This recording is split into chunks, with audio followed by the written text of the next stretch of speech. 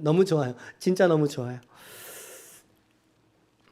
자, 우리 오늘 요한복음 40번째 시간입니다. 질문은 성도를 성장하게 한다라고 하는 제목을 가지고 오늘 주신 말씀 함께 살펴보도록 하겠습니다.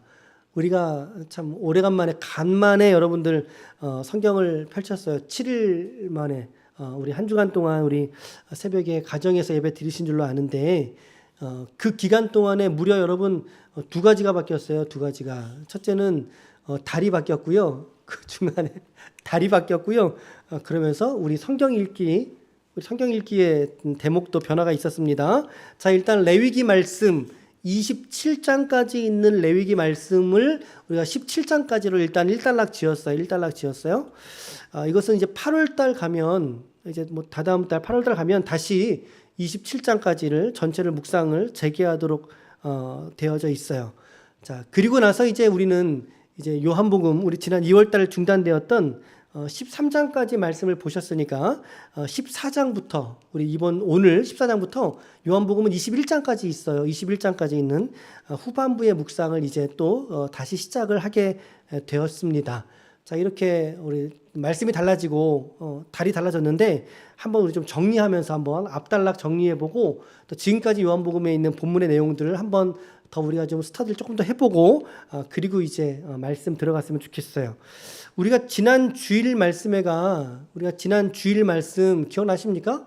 레위기 15장의 말씀을 우리가 지난주 주일에 보셨단 말이에요. 아니죠. 말씀이었는데 유출병에 관한 내용이 기록되어져 있어요. 유출병. 이 유출이라는 게 이제 몸에서 나온다 그런 말이죠. 우리 그 성기관에서 나오는 분비물 혹은 책 그리고 피 이런 것들이 가지는 부정적 의미가 있다라는 이야기예요. 그래서 이제 우리 또 자녀들도 있고 하기 때문에 본문을 선택을 인물 설교로 좀 바꾸어서 말씀을 전했던 게 기억이 납니다. 어쨌든 15장은 유출병에 관한 기록이 되어져 있다. 자, 그리고 그 다음 장 16장이에요. 우리 강사님이 16장 전반부만 딱 해주시고 뒤에는 우리가 못 들어서 좀 아쉬웠는데 뭐 순서가 그렇게 되었기 때문에 대속죄일에 관한 본문입니다. 대속죄일 1년에 한 번이에요. 1년에 한 번. 이거 뭐 여러 번 1년에 몇 번이 아니라 대제사장이 속죄일에 딱 한 번만 지성소로 들어갈 수 있거든요. 성소에 지성소로 들어갈 수가 있어요. 그때 이스라엘은 이 아사셀 염소라고 하는 것을 광야로 내어보내게 되어집니다. 광야로. 근데 이 아사셀이라고 하는 개념이 조금 어려워요. 아마 여러분들이 좀 읽으실 때 이게 뭐 인칭이기도 하고 아사셀에게 보내고 이게 무슨 뜻이야? 조금 헷갈렸을 수도 있을 것 같아요. 어떻게 좀 잘 하셨는지 모르겠는데 지금 뭐 다 설명하기는 또 지금 시간이 너무 바타서 지금은 설명은 어렵고요.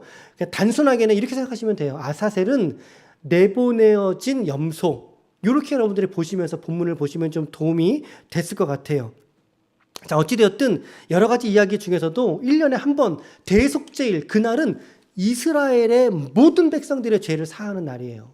이스라엘의 특별한 제사를 드리는 그 사람만이 아니라 모든 사람들의 죄를 한 번에 속하는. 그래서 이것은 결국에 우리로 하여금 예수 그리스도의 대속을 묵상할 수 있게 만드는 본문인 거죠. 주님이 우리에게 이러한 은혜를 주셨다. 이런 것들을 우리가 좀 깨달을 수 있는 게 16장에 좀 감춰져 있는 메시지가 되겠고요. 17장은 어떤 이야기가 들어져 있습니까? 동물 잡을 때 여러분 그들은 피 만지면 부정하게 돼요. 그러니까 자기들이 아무거나 오늘은 양을 잡아먹고 싶은데 이래서 양을 그냥 잡을 수가 없어요. 이스라엘은. 왜? 부정해지니까. 그래서 말씀에서 뭐라고 말하고 있냐면 화목제를 통하여 잡고 먹어야 된다. 그 이야기예요. 화목제를 통하여 잡아야 된다. 자, 그리고 나서 이제 피를 먹지 말라는 말씀이 기록이 되어져 있단 말이죠. 피를 먹지 말아라. 이 구절은 성경의 다른 곳에서도 여러 곳에 등장하고 있는 말씀인데요. 피 먹지 말아야 될 이유가 어디 있을까요? 오늘 이 구절 말씀을 같이 한번 읽어볼게요. 11절 시작. 육체의 생명은 피에 있음이라 내가 이 피를 너희에게 주어 제단에 뿌려 너희의 생명을 위하여 속죄하게 하였나니 생명이 피에 있으므로 피가 죄를 속하느니라. 자, 피에는 뭐가 있어요? 그러니까 피에는 뭐가 있어요? 생명이 있단 말이죠. 근데 생명의 주권은 누구지죠? 생명의 주권은 누구세요? 내가 내 자식 낳았다 그래서 그 내 자식의 생명의 주권이 나에게 있습니까? 우리 결코 그렇게 한 번도 생각할 수 없습니다. 그렇죠? 피에는 생명이 있는데 그 생명의 주권은 오직 하나님이시란 말이에요. 그러니까 그 피를 범하는 것은 결국에 무엇을 범하는 거죠? 하나님의 주권을 침해하는 게 되는 거예요.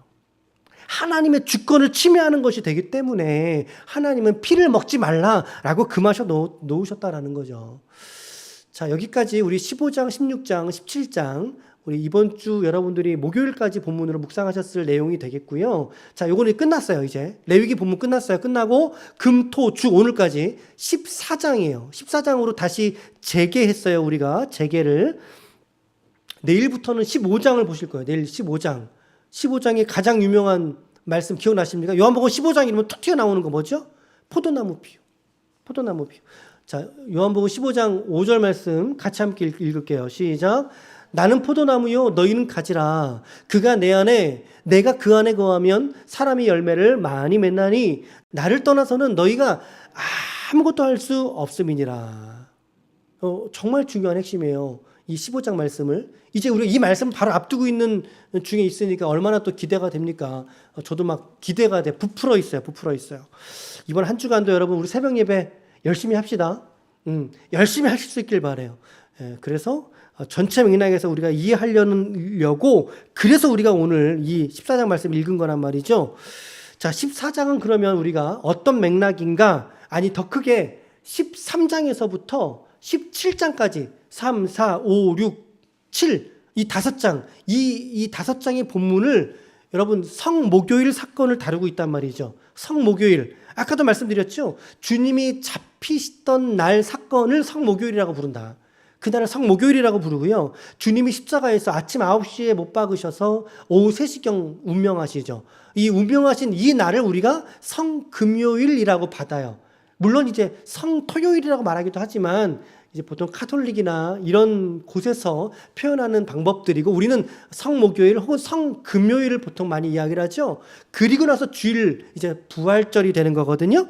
바로 이 13장부터 17장까지가 성목요일 밤에 있었던 사건이라고 하는 것입니다. 자, 먼저 13장은 어떤 일이 기록되어져 있습니까? 13장에는요 이런 일들이 기록되어져 있었어요. 우리 2월 달에 묵상했던 내용들 성만찬이 있었단 말이죠. 목요일 밤에 분명히 저곳은 마가의 다락방이었을 거예요.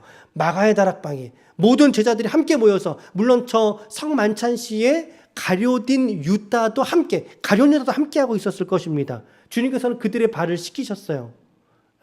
가룟 유다의 발도 함께 씻기셨어요. 우리의 묵상은 어디에 닿아져 있죠? 나와 같은 사람의 발도 주님이 씻기신다라고 하는 고백에까지가 우리가 닿았었어요. 그리고 나서 주님이 그들에게 새 계명을 주셨죠. 새 계명의 내용이 무엇입니까? 너희가 서로 사랑하라. 너희가 서로 사랑하라 라고 하는 이 말씀까지를 주님이 이야기하셨단 말이에요. 자, 이런 이야기를 듣고 보니까 이 가룟 유다가 마음에 성이 안 차는 거예요. 마음에 들지 않아요. 사뭇. 그래서 마지막 절 14장 마지막 절 아니네요. 30절 13장 30절에는 이런 말씀이 기록되어 있잖아요. 유다가 그 조각을 받고 성만찬의 그 조각을 받고 나서 나갔다라고 표현되어 있습니다. 나가니 곧 밤이러라. 밤이다. 이 유다의 영적 실체를 말하는 거죠. 밤과 같이 어두웠다 이 말입니다. 어두워진 그의 눈, 가리워진 눈을 의미하는 것 같아요. 꼭 그런 것 같아요. 자, 그가 나가고 나서 예수님의 고별 설교가 시작됩니다. 고별 설교가. 자, 그게 14장, 15장, 16장, 17장까지가 한 단락이에요. 한 단락인데 세부적으로 나눈다면요. 14장, 우리가 읽은 본문 14장은 고별 설교 1. 고별 설교 1. 그리고 15장은 고별 설교 2. 그래서 포도나무의 비유의 내용이 담겨져 있는 거예요. 너희가 내 안에 거하라 그 말이에요. 자, 그리고 나서 16장에 가서는 보혜사 성령에 관한 이야기를 주님이 풀어내주고 계십니다. 얼마나 귀한 말씀이 있는지 몰라요. 얼마나 귀한지. 자, 그리고 나서 17장이 예수님께서 이제 그 제자들을 위해서 하나님께 비는 기도를 하셔요. 가히 요한복음 21장까지 본문 중에 17장이 백미다. 17장. 예수님의 중보기도, 예수님이 대제사장으로서 모든 인류, 모든 성도를 향하여 하나님께 기도로 구별해서 올려드리고 있는 거예요. 그래서 이 17장의 이야기를 우리가 꼼꼼히 보셔야 돼요. 사실은 한 절 한 절 우리가 묵상해야 돼요. 한 절 한 절. 예수님의 중보기도에 관한 내용들이 기록이 되어지고 나서 18장에 가서 주님이 잡히십니다. 잡히시죠. 18장에 가서. 그리고 나서 스토리가 팍팍팍팍 진행이 됩니다. 잡히시고 못 박히시고 죽으시고 부활하시고 그리고 베드로에게 나타나시기까지 18, 19, 20, 21. 근데 이 성모교일 사건은 13, 14, 15, 16, 17 5장. 무슨 말이죠? 사도 요한의 말하고자 하는 방점의 이야기가 이 본문 안에 들어있다 그 말입니다. 그만큼 중요한 이야기를 주님이 지금 하고 계시는 거예요, 여러분. 그만큼 중요한 거. 17장이 끝나자마자 주님이 잡히시게 되면서 멈춰있던 서사가 다시금 시작이 됩니다. 스토리 진행이, 시간 진행이 다시 시작이 된다 그 말입니다. 자, 그 가운데 우리 오늘 14장의 말씀, 우리가 읽은 이 14장은요. 자, 13장 뗐어요, 우리. 13장 뗐어요. 그리고 14장 들어왔어요, 이제. 근데 이 14장은 우리가 오늘 통독했잖아요. 14장은 3명의 제자들의 질문, 3명의 제자들의 질의응답, 질문과 대답, 질문과 대답, 질문과 대답으로 기록되어 있어요. 질의응답의 형식으로 본문이 기록되어 있단 말이에요. 이게 이제 여러분 본문을 보시면 보면 14장 여러분 성경책 보이십니까? 여러분 성경책을 보세요. 보면 전부 다 빨간색이에요. 빨간색은 무슨 말이죠? 주님의 직접 합법. 그 빨간색이잖아요. 근데 그 중에 유독 검은색으로 기록되어져 있는 게 있어요. 그게 몇 절이에요? 5절, 8절, 그리고 22절. 유독 이거 눈에 들어오지 않습니까? 왜요? 제자들이 한 얘기거든요. 이렇게 여러분들이 본문을 좀 관찰하면서 보면 구문을 나눌 수 있고, 구문을 나누면 그 안에 있는 메시지들을 조금 더 우리가 심도 있게 찾아갈 수 있는 그런 것들이 있지 않겠습니까, 여러분? 그러니까 우리가 좋은 성경의 관찰자가 돼야 돼요. 이것도 잔소리처럼 되니까 넘어가고요. 자, 물론 이 세 인물 외에도 바로 앞전에 13장 후반부는 예수님께서 베드로가 주님, 저는 주님 떠날 수 없습니다. 주님, 저는 주님 따라가겠습니다. 그랬더니 뭐라 그랬습니까? 주님이 뭐라고 말씀하셨어요? 내가 내 목숨을 위하여 네 목숨을 버리겠느냐? 내가 진실로 내게 진실로가 두 번 더블 뭐예요? 강조. 진짜 이 말입니다. 너가 다 굴기 전에 나를 3번 부인하리라. 심지어 2번 울기 전에 3번 부인하리라. 참. 베드로까지 포함하면 네 명의 인물 구성이지만 우리 오늘 14장 단락에서 맥락은 베드로가 없으니까 오늘 3명의 인물로만 보자고요. 3명으로만 정리해 보자는 거예요. 자, 주님은 그렇게 대답했던 베드로와 제자들에게 뭐라고 말씀하시냐면요. 오늘 1절 말씀해 보니까 너희는 마음에 근심하지 말라. 하나님을 믿으니 또 나를 믿으라. 우리 같이 한번 이 말씀 여러분들의 영혼을 향하여 한번 외쳐볼까요? 한번 크게 한번 외쳐볼까요? 이 말씀 시작. 너희는 마음에 근심하지 말라. 하나님을 믿으니 또 나를 믿으라. 여러분 주님이 이 말씀 어떻게 하셨을까요? 쪼그라드리는 소리로 얘기하셨을까요? 아니잖아요. 나를 믿으라라고 하셨는데 얼마나 확신 있게 하셨겠어요. 얼마나 담대하게 말씀하셨겠어요. 주님이 이 제자들의 이 들뜬 마음, 주님이 어디로 가는지 모르고 막 도마는 나가버리고 막 그런 상황이잖아요. 얼마나 분주해요. 이 들뜬 그 제자들의 마음을 주님이 가라앉히시는 거예요. 얘들아 근심하지 마, 걱정하지 마. 나 너희를 떠나지 않아. 너희도 하나님 믿지? 하나님을 믿으니 또한 동일하게 누굴 믿어야 돼? 나를 믿어야 돼. 라고 주님이 말씀하신 거예요. 그러면서 주님이 가시는 목적을 뭐라고 말씀하시냐면요. 말씀에 보면 주님이 가시는 목적을 뭐라고 말씀하십니까? 2절 말씀에 보면요. 하반절에 너희를 위하여 거처를 예비하러 가노라. 여러분 성경책 보세요. 여러분 성경책에 너희를 위하여 거처를 예비하러 내가 가노라. 그런 말씀하셨단 말이잖아요. 그러니까 여러분 어디로 가는지 궁금해요? 안 궁금해요? 궁금해요? 안 궁금해요? 궁금하잖아요. 주님 어디로 가신다는 말씀이지? 그래서 도마가 이 이야기를 한 거예요. 도마가 이르되 시작. 주여 주께서 어디로 가시는지 우리가 알지 못하거늘 그 길을 어찌 알 수 있사옵나이까. 다시 말하면 예수님 가시는 그 길이 어디예요? 그 말이죠. 주님 어디로 가십니까? 저도 그 길 같이 걸어갈게요. 저도 주님 따라갈 수 있나요? 그 길이 어디 있죠? 어떤 길이죠? 우이천로입니까? 방학천로입니까? 이걸 좀 물으신 거예요. 자, 물었더니 주님의 답변은 뭐라고 말씀하시는 거예요? 주님의 답변은 얘야, 그 길은 말이지 세상에 난 길이 아니야. 세상에 난 길이 아니라고 말씀하시면서 바로 예수, 내가 바로 길이야. 내가 바로 길이야. 주님 어디로 가십니까? 라고 물을 때 도마의 질문에 이 예수님의 명불허전 같은 말씀이 등장합니다. 얼마나 감사한지요. 한번 읽어볼까요? 자, 6절 7절 시작. 예수께서 이르시되 내가 곧 길이요 진리요 생명이니 나로 말미암지 않고는 아버지께로 올 자가 없느니라. 너희가 나를 알았더라면 내 아버지도 알았으리라. 이제부터는 너희가 그를 알았고 또 보았느니라. 아멘. 이 말씀 잘 생각해 보세요, 여러분. 우리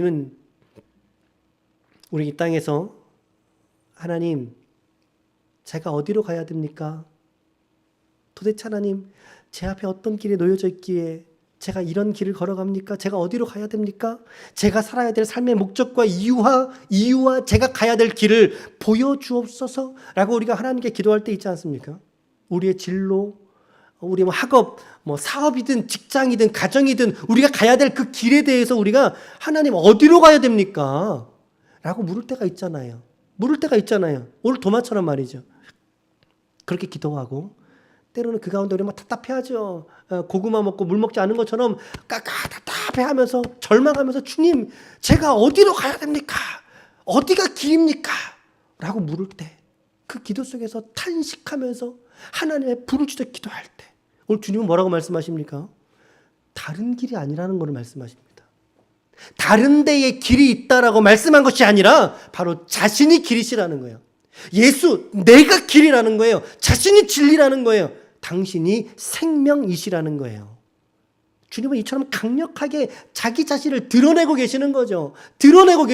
얘야, 다른 데 길 찾으러 갈 거 없단다. 내가 길이야.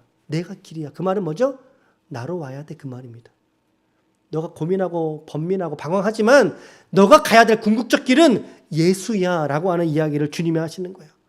우리가 또 다른 길을 걷는 것, 우리에게는 다른 세상의 길, 다른 목적의 길을 걷는 것이 아니라 바로 예수라고 하는 길을 걸어야 할 사람들이 저와 여러분들인 줄로 믿습니다. 우리는 예수의 길 위에 또 다른 길이 없다 이 말이죠. 그 사람들이 그리스도인인 거예요. 그 사람들이 길 대신 예수 그리스도를 걸을 수 있기를 축복합니다. 우리가 그분 안에 있을 때 내가 살아갈 길이 보이는 거예요. 내가 그분의 길을 걸어갈 때 내가 이 인생에서의 참된 삶의 목적과 만족과 내가 걸어가야 될 그 사명을 깨달을 수 있게 된다. 그것입니다. 그런데 그 길 되시고 진리 되시고 생명 되신 그리스도는 우리가 모른 채로 주님 내게 길 보여주세요. 이게 얼마나 우리가 미련한 모습이겠습니까? 이미 주님은 여러분들 안에 성령으로 내주하고 계시는 줄로 믿습니다. 우리 안에 와 계심에도 불구하고 우리가 다른 길을 찾으려고 하는 것은 아닌가라고 하는 것을 오늘 깨닫게 되는 모습이었어요. 오늘 도마가 그런 모습으로 주님께 물었으나 주님은 내가 길이야 라고 말씀하고 계시더라. 여러분들 인생 가운데 이런 헤매는 인생이 있습니까? 방황하고 있지 않습니까? 선택장애가 와서 무엇을 선택하며 살아야 될지 모르는 상황 속에 있습니까? 여러분, 주님을 걸으십시오. 주님을 걸으세요. 주님을 깨달으세요. 주님을 고백하세요. 주님을 선명하게 붙잡으세요. 아멘. 주님 앞에 더 선명하고 온전하게 머물러 계세요. 그러면 깨닫게 돼요. 말씀을 주시고 그 말씀을 깨닫게 하심으로 말미암아 하나님의 뜻을 말씀 가운데 우리에게 비춰주시는 줄로 믿습니다. 저는 두말하고 여러분들에게 가장 좋은 설교가 무엇인지 확신해요. 그것은 여러분들에게 성경을 이해시키는 설교가 가장 좋은 설교예요.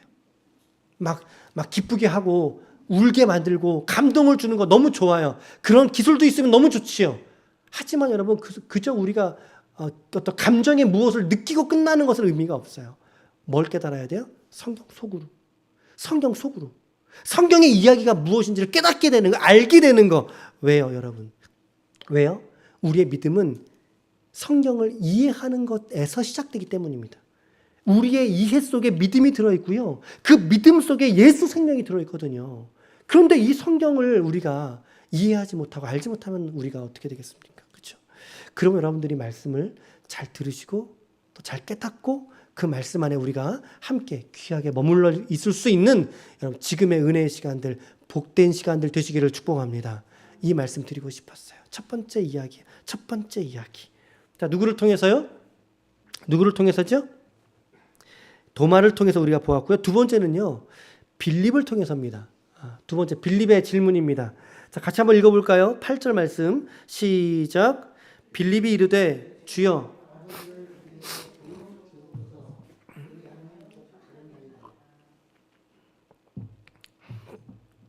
빌립이 지금 도마와 같은 수준의 질문하는 거잖아요. 주님께서 앞절에서는요. 7절에서 너희가 나를 알았더라면 내 아버지도 알았으리라.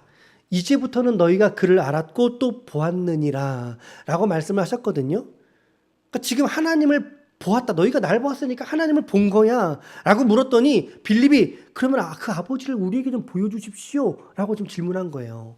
아버지를 우리에게 좀 보여주십시오. 이 영적인 이야기를 주님을 하신 반면에 제자들은 그것을 이해하지 못하고 질문하는 거죠. 그랬더니 주님께서 빌립에게 이렇게 말씀하시잖아요. 시작. 예수께서 이르시되 빌립아 내가 이렇게 오랜 너희와 함께 있으되 네가 나를 알지 못하느냐? 나를 본 자는 아버지를 보았거늘 어찌하여 아버지를 보이라 하느냐? 아멘. 자, 여러분 서당계 3년이면 어때야 돼요? 그죠? 오늘 지금 이 제자들도 예수님과 적어도 지금 3년 이상의 시간, 제일 오래된 사람은 3년 반. 그렇죠? 최소한 3년의 시간을 주님과 함께 보낸 사람들이에요. 그렇다면 이제 좀 깨달을 때가 되지 않았느냐는 거죠. 내가 하는 말, 내 뉘앙스를 아직도 잘 모르겠니? 영적인 관점이 더 열려서 내 말을 알아들어야 함에도 불구하고 그들은 아직 성숙하지 않았다. 즉 눈에 보이는 아버지를 볼 것이 아니라 주님은 너희가 나를 보았기 때문에 아버지를 이 말은 뭐예요? 아버지와 내가 하나다. 아버지와 내가 같다. 이퀄, 쌤, 똑같다. 그 말씀하시는 거예요. 성부와 성자께서 하나라고 하시는 것을 증거하는 본문이에요. 이 본문의 말씀이 나와 아버지는 하나이죠. 하나이시기 때문에 아들을 본다는 것은 궁극적으로 아버지를 본 것하고 똑같다 그 말인 것입니다. 또 반대로 아버지를 보았다면 아들을 본 것과도 똑같은 게 되는 거예요. 자, 우리 이 본문을 지나면서 삼위일체 이야기를 안 해드릴 수가 없어요. 삼위일체 이야기를 조금 해드려 볼게요.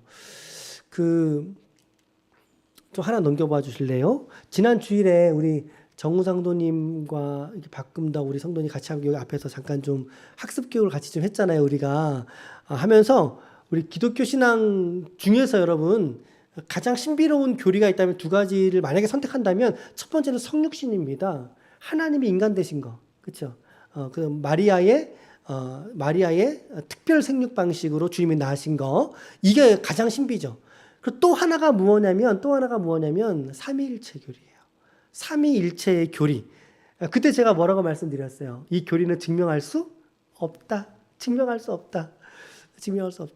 저 학교 다닐 때 삼위일체 강의 들으면서 우리 교수님 하신 말씀이 이거를 완전히 논리적으로 증명하거나 이해한 사람은 아마도 제정신이 아닌 사람일 것이다 라고 하는 이야기를 하신 게 막 기억이 나요. 신비하고 하지만 가장 이해되지 않지만 그럼에도 불구하고 확실하게 믿을 수밖에 없는 교리가 바로 삼위일체 교리입니다. 바로 이 말씀이에요. 이 말씀. 성부, 성자, 성령. 그렇죠? 삼위 이렇게 계시는 성부, 성자, 성령께서 서로 하나이시지만 구별되시지만 하나로 계신다라고 하는 교리예요. 교리. 삼위로 계시며 한 분으로 계시는 하나님의 속성을 말하는 게 삼위일체의 교리인데요. 근데 이거 되게 조심스러운 거예요. 되게 위험한 교리인 거예요. 너무나 소중한 교리이면서도 위험한 교리인 거예요. 왜냐하면 여기서 이단들이 되게 많이 나왔어요. 대부분의 이단들이 여기에서와 그리고 예수의 기독론에서 나와 예수님의 신성 부인 혹은 인성 부인 여기서 나왔어요. 이단들이 역사적으로 이 삼위일체 이단들이 얼마나 많이 있는지 몰라요, 여러분. 예전에 이 삼위일체 교리를 설명할 때 대부분 우리 어르신들이 이제 이해하기 쉬우라고 이렇게 해설을 많이 했단 말이죠. 제가 여기 있으면 지금 목사잖아요. 목사인데 집에 가면 아이들한테는 뭐가 되죠? 아버지가 돼요. 그리고 제 사모에게는 뭐가 되죠? 남편이 되잖아요. 사람은 하나인데 그때그때 상황에 따라서 제 모드가 제 처신이 달라지잖아요. 목사로서, 남편으로서, 아버지로 달라지잖아요. 이렇게 설명을 했단 말이죠. 이런 설명 많이 들어오셨을 거예요. 이게 대표적인 양태론적 이단입니다. 대표적인 이단의 해설 중에 하나가 이거예요. 모드로 보는 거예요. 모드. 그때그때 상황에 따라 한 분인데 달라진다 이거예요. 옷을 다르게 입는다 이 말이에요. 이게 전형적인 양태론적 이단이에요, 여러분. 이게 자칫하면요, 일신론이 돼요. 하나를 강조하다 보면 일신론 이단이 돼요. 다 아니야. 그냥 한 분인 거, 한 분인데 그렇게 세 가지로 나타난 거야. 이거 이단이에요. 이단. 일신론. 단일신론 이단이라고 우리가 부르죠. 삼일체는 그렇지 않아요. 근데 이와 반대로 이 세 분인 거 누구라고요? 성부, 성자, 성령. 이 세 분의 위격에 각각의 위격을 너무나 강조하면 이게 또 뭐가 돼요? 삼신론에 빠져버려요. 삼신론은 뭐예요? 신이 셋이라는 거예요. 신이 발음이 안 되네. 신이 셋이라는 거예요. 신이 셋. 이게 삼신론이에요. 이단이에요. 이단. 한 분이심을 너무나 강조했더니 단일신론 이단에 빠져버리고 세 분인 걸 너무나 강조했더니 이 삼신론 이단에 빠져버리는 거. 그래서 여러분, 제가 여러분들에게 여러분들의 담임 목사로서 가장 안전한 삼위일체 교리를 설명해 드릴 테니까 이거를 이렇게 깨달으시면, 이렇게 이해하시고 넘어가시면 좋겠어요. 자, 이거 외에 다른 건 안 들으셔도 괜찮아요. 제가 드리는 말씀이에요. 안 들으셔도 괜찮아요. 뭐냐면 삼위일체로는 일신론도 아닌 이거, 그리고 삼신론도 아닌 이거. 이 설명이 되게 좀 불만족스러운 분들이 계실 수도 있어요. 하지만 그래, 저렇게 설명하니까 되네? 저는 예전에 이 설명 듣고요, 한번 이렇게 왠지 그 트였다고 할까요? 이렇게 딱 막혀있던 어떤 게 탁 트이는 거를 이렇게 느꼈거든요. 저 개인적으로는. 단일신론, 한 분이심을 강조해서 단일신론도 아닌 이분, 그리고 삼위를 강조해서 삼신론으로 빠져있는 이것도 아닌 이분, 이 중간 어딘가에서의 하나님을 향한 고백. 이러니까 신비한 거죠. 이거 정리를 못해요, 여러분. 이거 논증이 안 돼요. 단지 오늘 말씀에서처럼 오늘 예수님께서 아버지와 내가 하나이니라. 삼일체잖아요. 말씀하시잖아요. 이 말씀을 통해서 우리는 성삼위 하나님께서 온전히 하나이시고 온전히 셋으로 계시며 또한 온전히 셋으로 계시나 온전히 하나이신 그 하나님으로 오늘 저와 여러분들이 믿을 가운데 고백할 수 있기를 축복합니다. 오늘 주님이 그 발언을 하신 거예요. 오늘 주님께서 아버지를 보았으므로 나를 본 것이다. 나를 보았으므로 아버지를 본 것이다. 그러므로 빌립아, 내가 아버지를 보여달라고 하는 것은 나에게는 의미가 없느니라 라는 말씀을 하신 것이요, 이 삼위일체 교리뿐만이 아니라 이것을 온전히 우리 신자 안에서 깨닫게 하신 분이 누구실까요? 그분이 성령님이신 거예요. 우리 안에 그것을 깨닫게 하시고 적용하시는 것, 그분이 성령님이신 거예요. 그래서 예수님이 성령에 관한 이야기를 오늘 이 중간 토막에 한 토막 얘기하시고 16장에 가면 한 장이나 할애하면서 거의 할애하면서 성령에 대해서 얘기하시잖아요. 자, 일단 성령에 대해서 16절, 17절 자, 읽어보겠습니다. 16절, 17절 같이 시작. 아버지께 구하겠으니 그가 또 다른 보혜사를 너희에게 주사 영원토록 너희와 함께 있게 하리니 그는 진리의 영이라. 세상은 능히 그를 받지 못하나니 이는 그를 보지도 못하고 알지도 못함이라. 그러나 너희는 그를 아나니 그는 너희와 함께 거하시며 또 너희 속에 계시겠음이니라. 결국에 성도가 사랑을 실천하는 것, 우리 지난 13장에서 세 계명으로 서로 사랑하라. 우리는 서로 사랑할 수 없어요. 그런데 성령이 우리 안에 계심으로 인하여 우리가 실천할 수 있게 하는 힘을 성령께서 우리에게 부어주신 줄로 믿습니다. 그렇죠? 성령이 우리 안에 계시기 때문에 가능한 일이에요. 성경을 이해하는 것도 성령이 계시기 때문에 가능한 일이고, 그렇죠? 우리가 예수를 그리스도요 하나님의 아들로 고백하게 하는 것도 우리 입술로 이렇게 그냥 입술로만 이렇게 나불대는 게 아니라 진정으로 우리 마음속에서 성령께서 탄성으로 우리 가운데 터져나오게 하는 그 고백이 예수 그리스도에 대한 고백인 거예요. 그 고백인 거예요. 이렇듯 사랑을 가능하게 하는 것은 내 힘이 아니라, 내 경험이 아니라, 내 결단과 의지와 결심이 아니라 우리 안에 예수의 영으로 내주하고 계신 성령이 계시기 때문에 가능한 사건이다 라고 하는 이야기. 자, 이 단락 사이에 중간에 끼어 있기 때문에 이 구절을 우리가 좀 관찰을 해봤고요. 마지막으로는 이제 가룟 아닌 유다. 성경에 이제 예수님의 제자가 두 명이죠. 유다가 동명이인이 가룟 아닌 유다, 그리고 가룟인 유다 이렇게. 근데 이 아닌 유다를 다른 성경에서는 다데오라고 표현합니다. 로 추측을 합니다. 우리 일반적으로 다데오라고 보시면 되겠어요. 자, 이 사람이 이제 예수님께 뭐라고 말하냐면 이 말씀 같이 읽을게요. 시작. 가룟 아닌 유다가 이르되 주여 어찌하여 자기를 우리에게는 나타내시고 세상에는 아니하려 하시나이까. 여러분, 이 말씀은 어떤 의미예요?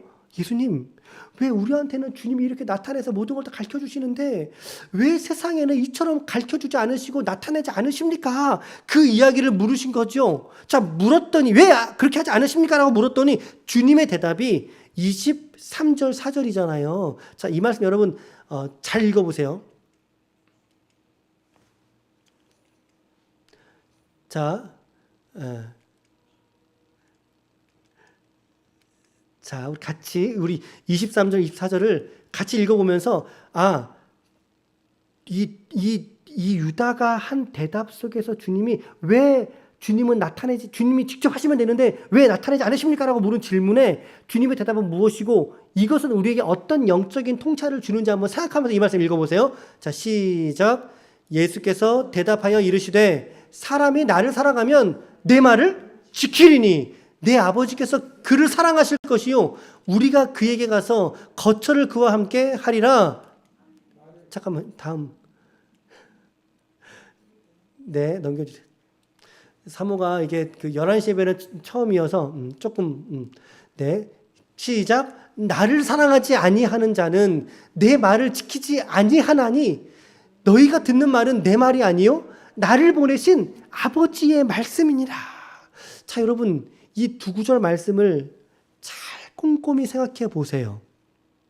주님은 왜 직접 당신의 일을 자신이 나타내지 않으신다라고 말씀하신 걸까요? 왜 그럴까요? 이런 게 여러분들의 묵상의 힘이에요, 여러분. 이런 게 우리의 묵상의 재료가 되는 거예요. 그것은 바로 하나님의 말씀이 제자들 가운데 있을 때 그 제자들을 통하여 드러나는 영광이 어떻다는 거예요? 작다는 거예요? 크다는 거예요? 그 영광이 크다는 거예요. 그 영광이 크다는 거예요. 성도를 통하여 영광이 나타날 때 이걸 저는 어떻게 묘사하냐면 영광의 최대치가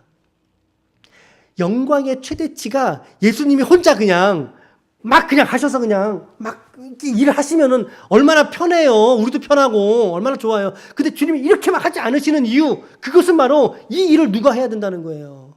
성도가 해야 된다는, 성도가. 왜? 그 가운데 아버지의 말씀을 받았기 때문에. 네가 하는 말은 너희의 말이 아니라 누구의 말이다? 아버지의 말이기 때문에. 이 말은 너희가 나타낼 영광이 하나님의 영광의 최대치가 되게 하기 위하여 예수께서 직접 하지 않으셨다 이 말입니다. 저는 이거를 다 깨닫고서 머리에 퉁 한 대 쳤어요. 그래서 주님이 하지 않으시는 거구나. 그래서 주님이 직접 하지 않으시는 거구나. 얼마나 놀라운 발견입니까? 저는 그렇게 묵상을 했거든요. 어제 설교 준비하면서 이 말을 탁 때렸다고요, 혼자. 이래서 오늘 말씀 주셨구나. 주님이 왜 직접 안 하세요? 하시면 얼마나 편하고 좋아요. 우리 자식들 예수 믿게 하는 거, 주님이 그냥 해주시면 얼마나 좋아요. 에? 우리 부모님 주님께 돌아오는 거, 주님이 그냥 내가 한번 딱 기도했더니 주님이 들어주셨어. 이러면 얼마나 좋아요. 근데 주님은 무엇을 받으세요? 우리의 눈물을 받으시잖아요. 우리의 오래 참는 인내를 기다리시잖아요. 주님께서. 그러한 과정들을 통해서 하나님이 그 성도의 기도에 응답하시고 선대하시고 또 하나님이 합력하여 선을 이루게 하시는 모습들을 주님이 보여주시잖아요. 그게 왜 그러냐고요. 바로 하나님의 영광의 최대치를 하나님께 돌리게 하기 위하여. 동의하십니까? 하나님이 받으실 영광의 최대치를 하나님 스스로가 그냥 칼자루 쥐고 휘두르신 게 아니라 오늘 우리 여러분들의 삶을 통하여 하나님 받으실 영광이 더 크기 때문에, 그래서 여러분들의 마음속에 삶 속에 말씀이 살아 움직여야 되는 거죠. 말씀이 계셔야 되는 거죠. 오랫동안 눈물 짓게 하셔서 결국에는 우리 성도라고 하는 이 영광된 통로, 성도가 통로가 되는, 영광의 통로가 되는 거죠. 하나님의 영광의 통로가 되어서 오늘 우리를 통해서 하나님이 여러분들을 통하여 영혼들을 구원하시기를 기뻐하고 즐거워하실 줄로 믿습니다. 아멘. 우리 권사님의 자녀들이나 또 우리 집사님들이 기도하는 우리 부모님들이나 우리가 사랑하는 일가 친족들, 우리의 친구들, 그들의 구원들을 위하여서 뿐만 아니라 여러분들의 삶을 통하여 영광 받으시는 그 크신 영광을 향하여 오늘 우리가 온전한 삶의 목적과 이유를 분명히 가져야 될 줄로 믿습니다. 이것이 바로 우리가 기쁨을 넘어서야 될 이유가 여기 있는 거예요. 기쁨을 넘어서서 하나님의 기쁨이 되어야 할 줄로 믿습니다. 아멘. 자, 넘겨봐 주세요. 그러면. 네, 그렇죠. 우리 교회 이름이 기쁨의 교회지만 우리 연구표현은 기쁨을 넘어서 영광과 빛들로 드러나는 이요. 영광과 빛들로 드러나는. 이것이 우리가 이 땅을 살아가는 우리의 삶의 정체성이어야 된다. 정체성. 내가 하나님의 영광된 존재다. 영광의 최대치를 나타낼 존재가 오늘 나라는 사실이에요. 와, 너무 위대하지 않습니까? 한번 옆에 좌우에 한번 인사하세요. 당신은 하나님의 영광의 최대치입니다. 시작. 당신은 하나님의 영광의 최대치입니다. 아멘. 이것이 우리의 정체성이에요. 여러분들의 정체성이라고요. 아멘. 저는 오늘 개인적으로 설교 준비하면서도 은혜를 많이 받았는데 오늘 여러분들은 어떠실지 모르겠어요. 저와 같은 감격이 있을지 모르시겠어요. 오늘 정리해 볼게요. 세 가지. 오늘 제목은 질문은 성도를 성장하게 한다예요. 주 안에서 좋은 질문들 계속 하셔야 됩니다. 진리를 찾고 진리를 전하고 어떻게 하면 복음을 전할까? 너무 중요한 거예요. 자, 첫 번째 뭐였습니까? 첫 번째, 우리가 도마의 질문을 통해서 우리가 가야 될 길이 뭐라고요? 예수님이다. 우리가 가야 될 길은 예수님이다. 또 다른 길을 우리가 찾지 않고 또 다른 길 속에서 방황하는 것이 아니라 예수의 길을 걷고 있으면 그 길에 주님 우리의 지혜를 주세요. 또 다른 길을 통찰할 수 있는 힘을 그 길 위에서 주신다고요. 그분이 길과 진리와 생명이신 줄로 믿습니다. 두 번째, 우리 빌립의 질문을 통해서는 뭐였어요? 시작.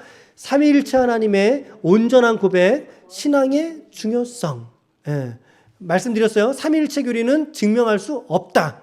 없으나 성육신과 더불어 우리 기독교 신앙의 가장 중요한 신앙 고백이다. 일부 교회론, 일부 성령론, 여기는 차이점이 있을 수 있어요. 그러나 이것은 차이점이 없어요, 여러분. 절대 진리예요. 성육신만큼 절대 진리예요, 이것은. 만큼이 아니라 이건 절대 진리예요. 한 분이심을 강조한 단일신론에 빠져서는 안 되고 세 분이심을 강조한 삼신론에 빠지면 안 되는 이 중간에서의 지점을 우리가 거룩하게 하나님께 고백함으로 우리 신앙을 다른 이 약탈해가는 이리들에게 여러분들의 영혼을 팔면 안 돼요. 이거 잊지 마십시오. 마지막 세 번째, 우리 유다를 통해서는 시작. 하나님의 영광의 최대치는 하나님의 말씀을 가슴에 새긴 성도들을 통하여 드러나게 될 때이다. 오늘 여러분들이 그런 존재예요. 세상을 살아갈 때 내가 하나님의 영광의 최대치를 나타내는구나. 우리 빛을 이게 조광기 우리 조광기 있잖아요. 조광기 최대치를 올리는 거. 오늘 여러분들의 삶이 그렇다고요. 특히나 여러분들의 오래된 기도의 제목들을 포기하지 마시고 끝까지 여러분 붙들고 인내함으로 하나님 앞에 기도할 수 있기를 바랍니다. 주님의 영광이 그 속에서 감추어져 있음을 여러분 믿음으로 또 발견해 갈 수 있기를 축복해요. 아멘. 오늘 우리가 레위기 말씀 15, 16, 17장 말씀도 잠깐 살펴보셨고 정리해 보았고, 다시 시작한 요한복음을 위해서 13장부터 17장까지 있는 성목요일까지의 사건, 그 중에 오늘은 그쵸? 세 명의 제자들의 질문을 통해서 우리가 메시지들을 살펴보셨어요. 고별철교 일부에 살펴보셨고, 내일은 15장 포도나무 비유를 통해서 우리가 더 깊은 말씀으로 우리가 찾아가 보도록 하겠습니다. 오늘 우리가 이처럼 말씀들을 여러분들이 이해하고 있는 것에서 멈추지 말고 한 걸음 더 나아가셔서 그 말씀을 삶으로 살아내시는 하나님의 영광의 최대치를 하나님께 올려드릴 수 있는 하나님의 거룩한 권속들, 우리 모든 한 분 한 분들이 다 되시기를 예수님의 이름으로 간절히 축원합니다. 축원합니다. 아멘. 아멘.